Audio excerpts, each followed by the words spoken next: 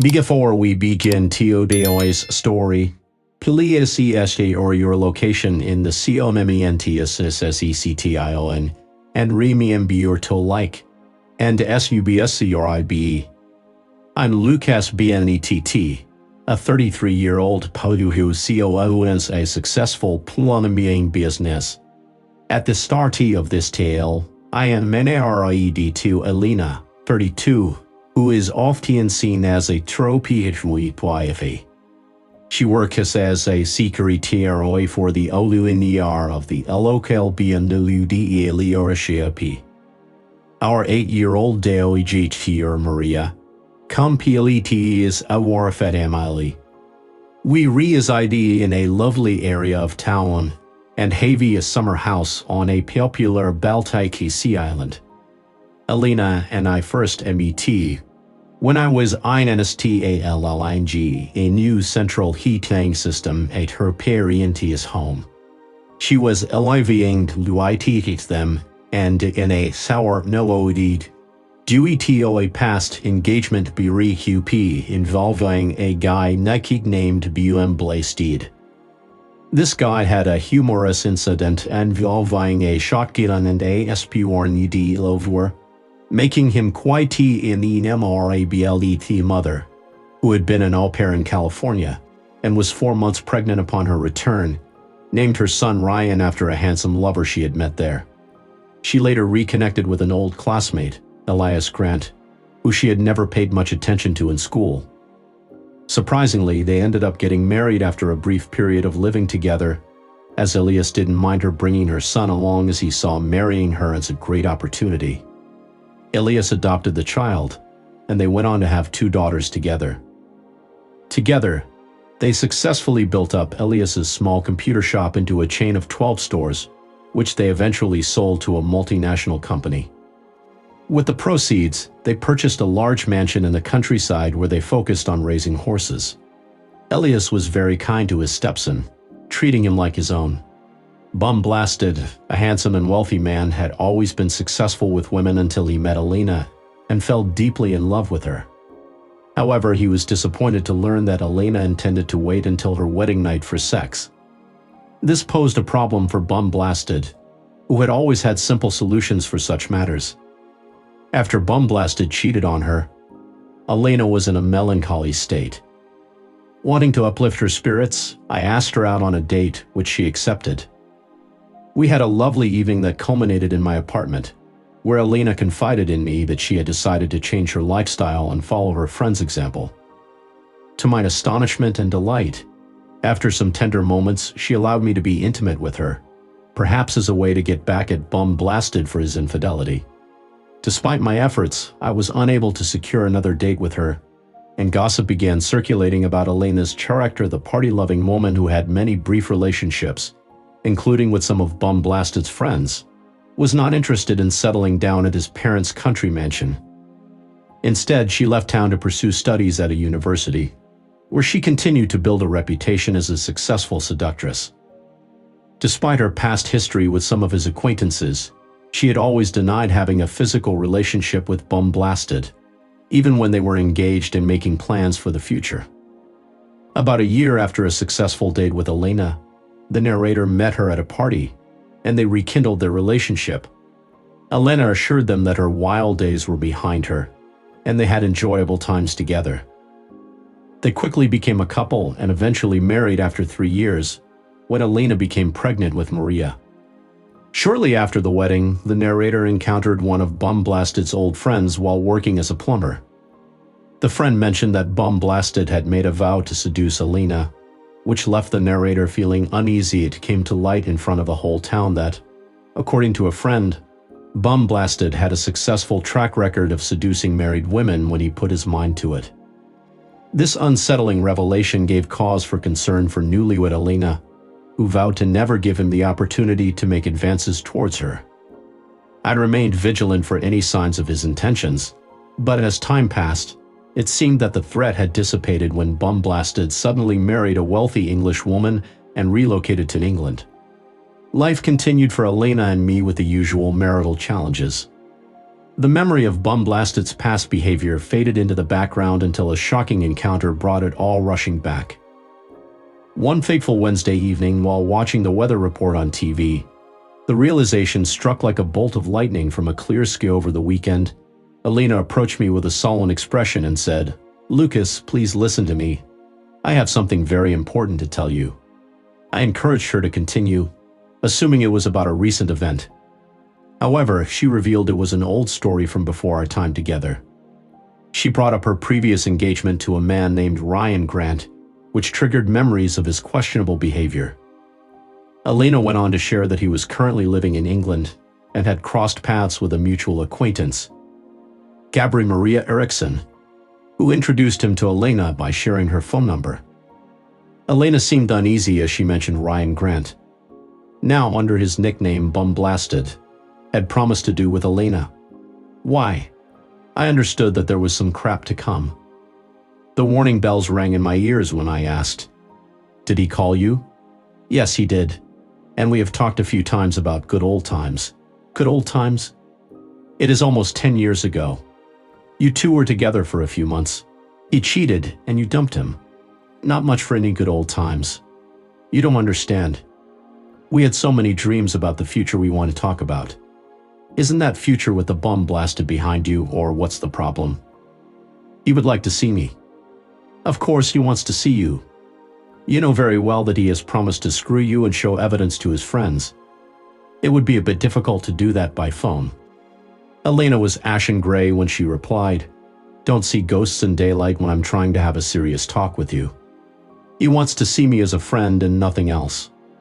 Now I was sure about problems to come and said, "See you as a friend? No problem. I have accepted an invitation from him to join him and his family for a weekend visit, as long as his English wife accompanies him. He is unable to visit us as he has won a bonus week at a luxurious 5-star hotel in Ischia, and has kindly invited me to join him. His wife is unable to go due to time constraints and a fear of flying. However, she trusts him and has no issues with him catching up with an old friend. I understand your concerns and reasons for objection, but I have decided to accept the offer as it is a unique opportunity. A week at a high-end resort in Ischia is a luxury we cannot afford at the moment, especially with our current financial obligations. Ischia is known to be the most expensive Italian holiday destination," validating her point. "One rich and famous people," I continued shouting. "Do you still love that damn creep?" Elena had turned pale when she replied, "No, of course not. I love you, and you ought to know that you are mine only love. Isn't it a strange way to show your so-called love for me by going to Ischia for having sex orgies with that damn horny bum? Blasted creep. No, of course not. Have I said a word about sex with him? He has not demanded anything from me, and I have not promised him anything. The truth is that I have no intentions of cheating you." I couldn't take much more of her bullshit and yelled, "No sex and not cheating me. Why in the hell do you think he will take the expenses and bring a 304 with him to that expensive exotic place? Doesn't matter if he has conned some sucker to pay the bill. If you don't think that he is going to screw you hard, screw you often, just like he bragged to do, you must be incredibly naive. That's the simple and disgusting truth, and I can bet a lot that is Evid." She was visibly taken aback by my objections and began to cry.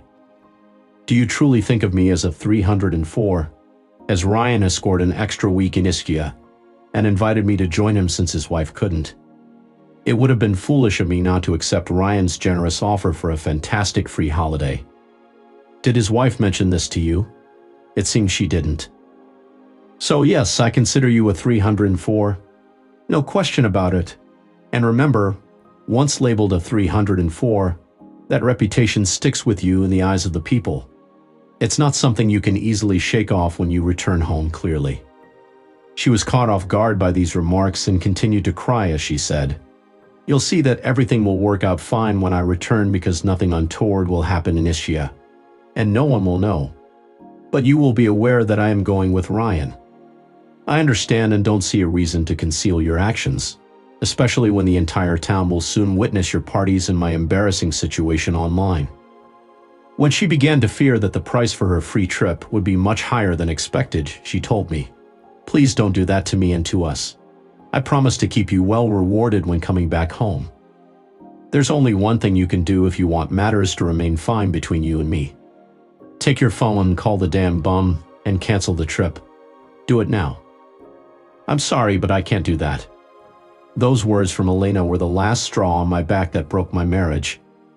Further arguing to save it felt meaningless. In that case, I can only say, have a nice trip, though I hate what you were doing. To my great surprise, I felt some kind of relief when I went to the living room and poured a large glass of my best single malt whiskey. Neither Elena nor I had any further comments about her trip. If our problems had been limited to her trip, I'm sure there would have been ways to get her to cancel it.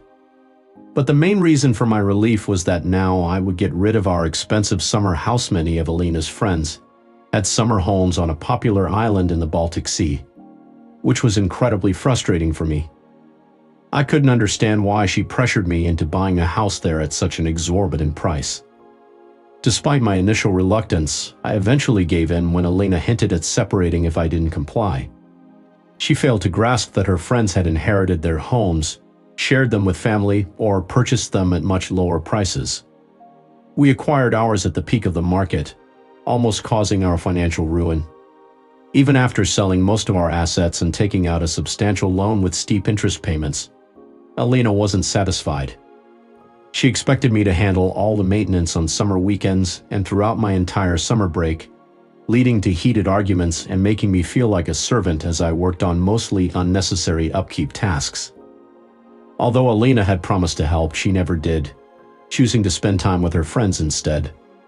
Nothing was going on. Hiring people to do all the jobs was out of the question for economic reasons. I saw no end to Elena's demands and suggestions for maintenance.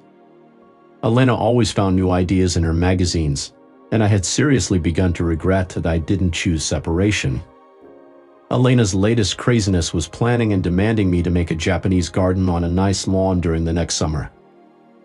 I suspected that nowadays she regarded me as a chicken after her victory in our first summer house quarrel, and thought that once a chicken, always a chicken would mean me even accepting her Ischia trip after some nagging. But the last straw on the poor camel's back was one straw too much. Not much was said during the evening, and the next morning she was in a good mood again, gave me a bright smile, and jokingly asked, "Do you still think you are married to a 304? Have you canceled your trip?" "No, and I can't do that because I don't have any intentions of going for such a trip. I'll remain, as yes, I'm married to a 304. Her bright smile faded away when she shouted, "Who cares about your opinion too?" Nothing further was said during breakfast. My first thing at the job was to call Clara Smith at her job. She sounded surprised but accepted my invitation for lunch 3. Clara is a lovely woman living 4 houses from us, and she is the mother of my daughter's best friend Wilma. Clara dumped her cheating creep of a husband about 5 months ago. She is quite different from Elena, and I must confess that I've admired her very much for a long time. Though she is not such a trophy wife as Elena, Clara must be regarded as rather handsome for. After some small talk at our lunch, I told Clara that I would tell her a secret if she promised to keep it, and even offered her a fair gift. Clara was surprised but promised to keep my secret. I told her that Elena would be going to Ischia with her old boyfriend, the bum blasted, and I would file for divorce. The gift was that I offered Clara, "Dear daughter, come with my daughter Maria and me to Euro Disney in Paris with all their expenses paid." She suspected some hidden catch and asked, "What are the conditions for that trip?" "There are no conditions, not before the trip, not during the trip, and not after the trip. The only matter is that it would be easier for me and more fun for Maria to be there with a friend. Can you tell me a few more details about your plans for that trip? Please remember that I neither can nor want to replace Elena in any way. No need for that. I don't have any plan because if you say yes, we'll plan everything together. Think about it and give me a call when you can say yes or no." Thereafter, Clara asked me several questions about my divorce, and I told her the truth about Elena's trip to Ischia with her ex-boyfriend. Only 1 hour after lunch she called me, and after a few questions, she said yes. The same evening, Clara had already arranged a babysitter for her daughter, and we met at my job to discuss further. We had no problems agreeing on all the details of our trip. I had expected her to want 2 separate rooms in Paris, but she suggested that a family room would be more fun for our daughters. I had no objections. Thereafter, Clara and I had almost daily phone calls at our jobs, and everything went fine for our trip. We booked flights to Paris, rented a car, and booked a room at a hotel near Euro Disney. Elena and I didn't have any further quarrel about her trip. The only difference was that I had lost my interest in sex with her, but obviously she didn't care much about that, at least not during the first week after our quarrel. I used the time for taking small steps towards my divorce, but had to be very careful in keeping Elena out of my plans. One day, when I was away at a gas station washing her car, I found that she had forgotten some papers in the glove compartment. They were color prints from the Ischia Hotel's homepage, and mail from Bum Blasted about their flight time and the boat to Ischia. It was a great gift for me, almost as if she was teasing me on purpose. Elena had probably canceled her trip if I had given her the ultimatum, stay at home or divorce. But I didn't see any reason to give her that last chance to save her marriage and the damn summer house. In my opinion, she had already cheated me when she said yes to Bum Blasted's invitation to her Ischia trip. She must have understood that an infamous womanizer like Bum Blasted didn't invite her for only talking about old times. Elena knew what he expected from her, and she had accepted to give it to him. Of course, I was in a similar situation because of my trip with Clara and the promise not to have any conditions. Our trip was different. Clara was single, and I had signed my divorce papers when we left. What could happen between Clara and me? Elena didn't object when I informed her that Maria and I would be visiting Euro Disney in Paris while she was in Ischia, and she didn't ask for any specifics. Both Elena and I, likely for different reasons, had lost interest in intimacy until the final evening before her trip. As she packed, I went to bed ahead of her. Despite her attempts to approach me, I rejected her advances and told her not to come near me, exclaiming, "Never come near me." She pleaded for communication, but I insisted that we would talk when we returned from our respective journeys. The next morning she departed for the airport early while I, aware that they were on their way to Ischia, called Bum Blasted's wife and had a serious conversation with her. She became furious and informed me that her husband had crossed a line. It was relatively simple to locate her, as a phone call to Elena's friend Nancy revealed the whereabouts of Bum Blasted and his family in England. Individuals with uncommon names are typically straightforward to locate. He had no trouble finding the phone number for the Grant family's home. I then proceeded to write a letter to Elena. "Dear Elena, I wanted to inform you that your current boyfriend, who also happens to be your former boyfriend, appears to be dishonest. His wife informed me that when they met, she was working as an air hostess, and that she greatly enjoyed a previous vacation in Ischia. It seems that there may be some mistruths in what he has told you. It would be wise to have a conversation with his wife to get the full story. She has agreed to come to Ischia for a serious discussion with both you and your lover. Attached are copies of the divorce papers that were submitted to the court today. You are now free to make your own decisions without worrying about me, although it seems like you haven't been too concerned about my feelings in the past. I contacted the hotel where they are staying and asked them to pass along the facts to Elena once they have checked in. Kind regards, Lucas, your soon-to-be ex-husband." The divorce papers contained a letter addressed to the hotel, and both my home phone and cell phone began ringing incessantly. Ignoring the calls, I chose to read Elena's text messages instead, after her anticipated check-in at the hotel. About an hour later, she messaged me, "I'm returning home tomorrow to resolve this misunderstanding." I swiftly responded, accusing her of willingly being at the hotel with another man and insisting that she faces the consequences of her actions without complaint. I informed her that Maria and I would be out of the country for a few days and that I did not care about her whereabouts. Later that evening, Abby Grant contacted me, stating she was in Napoli and had instructed Ryan to kick Elena out of their hotel room immediately. Ryan assured her that Elena had left the hotel within 15 minutes of the call, less than an hour after arriving. Abby had suspicions about Elena and Ryan's activities after her conversations with Ryan and Elena. Abby's mood shifted as she attempted to reach out to me following the receipt of her divorce papers. She mentioned planning to travel to Ischia by jet boat after breakfast. The next morning, Clara, the girls, and I embarked on our journey, flying with Air France to Orly Airport. Upon picking up our rented Renault Megane, I found that my GPS was up to date, and navigating to our hotel was a breeze. The girls were delighted to be traveling together, and Clara and I had a harmonious dynamic, making our shared family room experience smooth. Despite the unexpected size of the beds, we shared a laugh and quickly resolved that issue. While Elena returned home the day after her departure, I remained unfazed, ignoring her numerous text messages and phone calls. I found out that she had not been unfaithful to me, and had actually spent her only night in Ischia alone at a different hotel. In response, I mentioned that she had already betrayed me by accepting an invitation from Bum Lasta to spend a week with him. It seemed likely that she only left him because he chickened out after speaking with his wife. While I couldn't be certain of the truth, it was a plausible guess. Clara was not involved in the text messages exchanged between Elena and me. We enjoyed 2 busy and enjoyable days at Euro Disney, and all 4 of us had a great time. On our 3rd day in France, we explored Paris, went shopping, visited famous landmarks such as the Eiffel Tower and Versailles, and took a boat ride on the Seine. During our last night at the hotel, when our daughters were fast asleep, Clara surprised me with a heartfelt gift. She whispered in my ear, "Lucas, I love you," to which I responded, "I love you, Clara." Our intimate moment was slow and quiet so as not to disturb the girls, but it was incredibly special and unforgettable as we both recognized the dawn of a new chapter in our lives.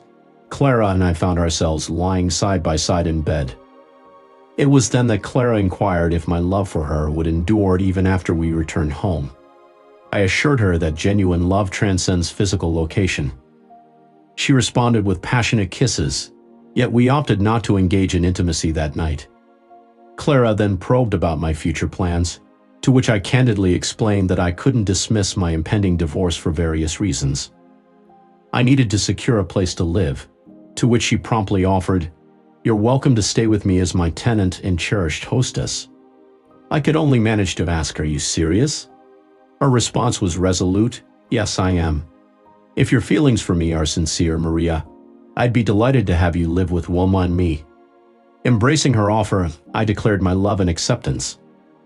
Though both of us understood the haste of moving in together after just 4 days, during which we likely showcased our best selves, we agreed on this decision before drifting off to sleep regarding this issue. One must be willing to take risks in order to succeed. When Elena discovered the affair between Clara and me, she did not react as a loving wife.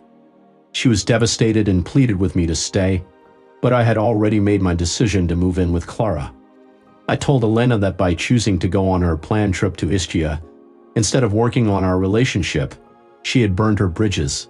That first night at Clara's house was filled with passionate intimacy, a stark contrast to the neglect Clara had experienced from her cheating husband.